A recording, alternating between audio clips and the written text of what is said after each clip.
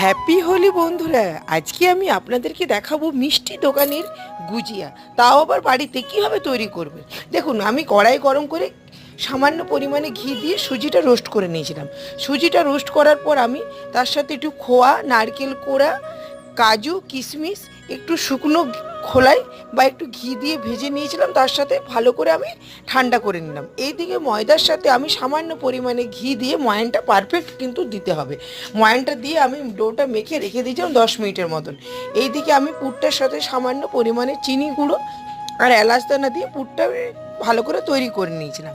এরপর আমি লেচির মতো বেলে, দেখুন, এরপর সুজির যে পুরটা তৈরি করেছিলাম সেটা দিয়ে চারিদিকে জল লাগিয়ে মুখটা ভালো করে বন্ধ করে নিয়েছিলাম। মুখটা বন্ধ করার পর আমি সাদা তেলের মধ্যে গুজিয়াগুলো দেখুন ভেজে নিলাম। ভাজার পর একটু চিনির রসে ডুবিয়ে রাখবো মিনিট 2-এর মতো। দেখুন, আমি